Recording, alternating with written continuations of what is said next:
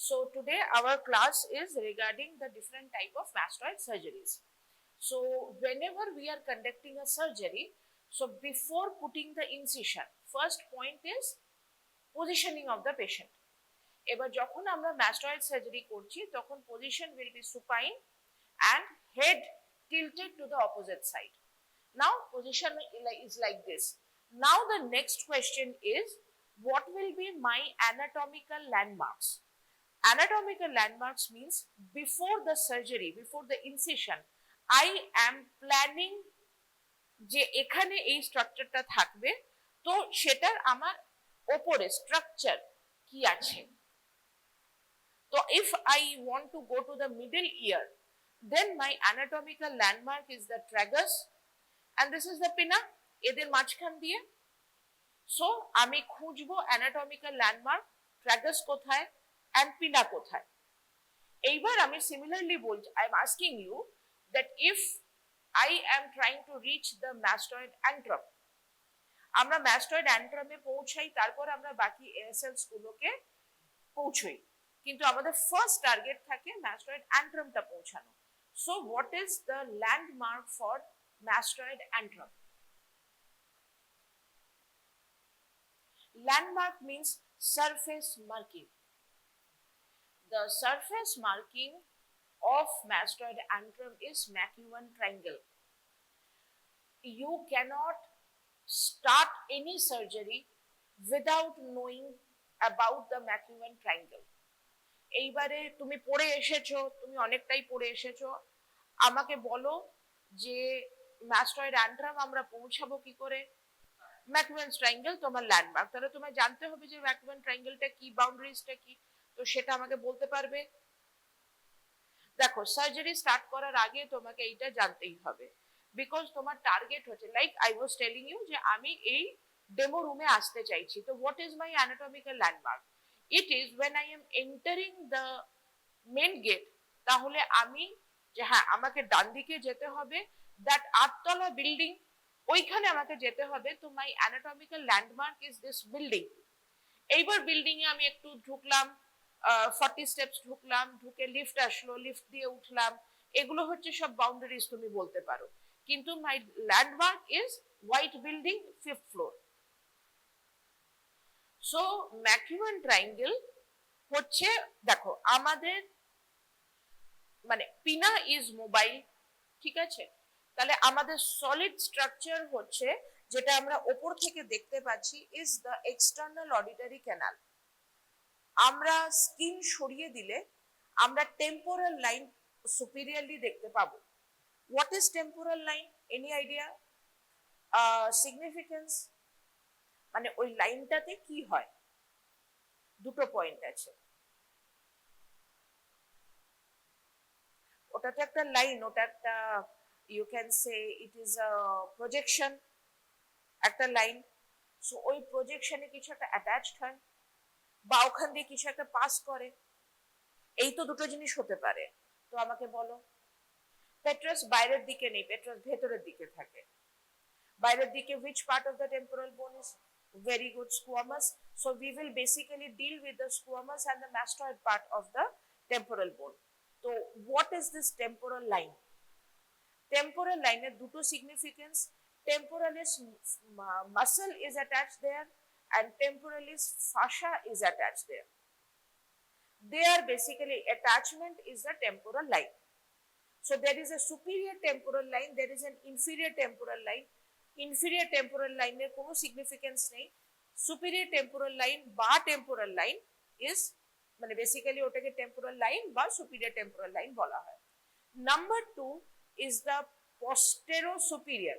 এই ESC, this is superior, this is posterior. তো posterior-superior লাইনে একটা ট্যানজেন্ট, তাহলে ওপরে হয়ে গেল টেম্পোরাল লাইন, ESC থেকে বেশ ওপর দিয়ে এরকম যাচ্ছে। এবার ESC posterior-superior অ্যাসপেক্ট দিয়ে একটা ট্যানজেন্ট, এটা হয়ে গেল second. and third is a tangent from temporal line to the posterior midpoint of ESC. posterior wall এর মিড পয়েন্ট, ওখানে টেম্পোরাল লাইন থেকে তুমি ট্যানজেন্ট টানছো, এইটার যেটা তৈরি হচ্ছে মাঝখানে triangle, that is the McEwen triangle. McEwen ট্রায়াঙ্গেলের আচ্ছা, সো এইটার 1.25 সেন্টিমিটার নিচে থাকে ম্যাস্টয়েড অ্যান্ট্রাম ইন অ্যাডাল্টস। তাহলে এই 1.25 এর সিগনিফিকেন্স কি? সিগনিফিকেন্স হলো ম্যাস্টয়েড অ্যান্ট্রাম বাচ্চাদের ক্ষেত্রে অনেক ওপরে থাকে। এই যে আমি তোমাকে বললাম 1.25 ইন অ্যাডাল্টস, এইটা with age, when the human acquires 18 to 20 years age, মানে per year one, কত যেন আই ডোন্ট রিমেম্বার, মানে পার ইয়ার এইটা বাড়তে থাকে, মানে ডেপথটা বাড়তে থাকে with more and more ossification of the skull. তো বাচ্চাদের ক্ষেত্রে it is at 8 millimetre from surface, আর অ্যাডাল্টের ক্ষেত্রে 1.25 সেন্টিমিটার। ইয়েস। এইবারে তাহলে আমাদের টার্গেট হচ্ছে ওইখানে ঢোকা। এইবার তুমি যা পড়ে এসেছো সেটা আমাকে বলো যে কর্টিক্যাল ম্যাস্টয়েডেক্টমি কি হয়। আমি ক্যানাল ওয়াল আপ ডাউনে এখনো যাইনি, আমাকে কর্টিক্যাল ম্যাস্টয়েডেক্টমির ডেফিনেশন বা what do you know about it সেটা বলো। ইটস অ্যান ওপেন ডিসকাশন, চাপের কিচ্ছু নেই, যা জানো বলো। আচ্ছা, কি কি টাইপের ম্যাস্টয়েড সার্জারি হয়? না, ক্যানাল ওয়াল আপ আর ডাউন দু রকমের ম্যাস্টয়েডেক্টমি হয়। এখানে কোন ক্যানেলের কথা বলা হচ্ছে? হ্যাঁ, মানে আপ আর ডাউন, এটা কোন ক্যানেলের কথা বলা হচ্ছে? ইএসির হোয়াট? আমরা পুরো ইএসি কে ডাউন করে দিচ্ছি, ঠিক বলেছো, কিন্তু ফেশিয়াল রিসেসটা কি হয়? ফেশিয়াল রিসেস কি হয়? নীলাঞ্জন সাহা। নীলাঞ্জন সাহা কে? নীলাঞ্জন সাহা কোরোডেড হয়ে যাচ্ছে, ইরোডেড হয়ে যাচ্ছে, এইগুলো নীলাঞ্জন সাহা? নীলাঞ্জন সাহা ডেফিনিশন কি? What is it? রিসেসটা, it is a recess means it is a window. হ্যাঁ, ওটা কি? দেখো নীলাঞ্জন, আমরা এখানে স্টপ করছি। তুমি, আমি ঠিক যেই লাইনে বলবো সেই লাইনে তুমি পড়ে আসবে, কারণ whenever the students come, আমি ম্যাস্টয়েড সার্জারি পড়বো।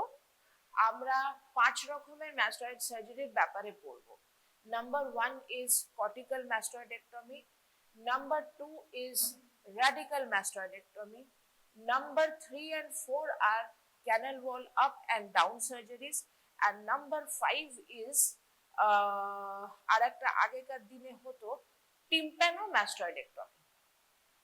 এই 5টা এর মধ্যে ফার্স্ট বললাম ম্যাকিউয়ান ট্রায়াঙ্গেলের ব্যাপারে জানবো। কি কি পয়েন্ট সেগুলো একটু তুমি মনে রাখবে, যদি দরকার পড়ে তুমি টাইপ করে নেবে, মানে লিখে নেবে বা হোয়াট এভার। ফার্স্ট তোমায় জানতে হবে ম্যাকিউয়ান ট্রায়াঙ্গেল কি। নাম্বার 2 তোমাকে জানতে হবে যে ফেশিয়াল রিসেস কি। নাম্বার 3 তোমাকে জানতে হবে ফেশিয়াল নার্ভের ব্যাপারে। Number 4 what are the air cells. সব কটা এয়ার সেল তোমাকে কিন্তু মোটামুটি জানতে হবে। তো এই যে তুমি বলছো ফেশিয়াল রিসেস ইরোডেড হয়ে গেলে এই হয় ওই হয়, না, তোমাকে এত দূর জানতে হবে না, তুমি শুধু আমাকে ডেফিনেশন বলবে যে ফেশিয়াল রিসেসটা কি হয়। এরপরে সাইনাস প্লেট, ডিউরাল প্লেট, এই জিনিসগুলো, এই ডেফিনেশনস, এই মানেগুলো তোমাকে জানতে হবে। আগের দিন বোঝাচ্ছিলাম ওভাল উইন্ডো, রাউন্ড উইন্ডো, এগুলো তোমাদেরকে জানতে হবে যে এগুলো কি, কারণ এই কথাগুলো সার্জারির সময় আসবে। আর যে কোনো সার্জারি নেক্সট ডে যেটা পড়াবো, যে কোনো সার্জারিতে নাম্বার 1 হচ্ছে পজিশন, নাম্বার 2 হচ্ছে অ্যানেস্থেশিয়া, নাম্বার 3 হচ্ছে ইনসিশন। ইনসিশনের পরে গিয়ে আসছে বাকি আমরা কি করছি। তোমাদের আন্ডার গ্রাজুয়েট লেভেলে ইনসিশন বললেই আমরা খুব খুশি যে ইনসিশন বলতে পেরেছে। সো এরকম কি বলবো, এরকম সাব হেডিং এ আমরা পড়বো।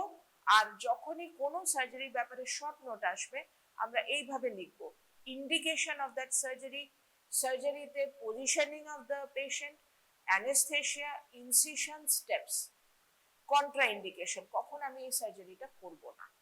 ঠিক আছে, ওকে।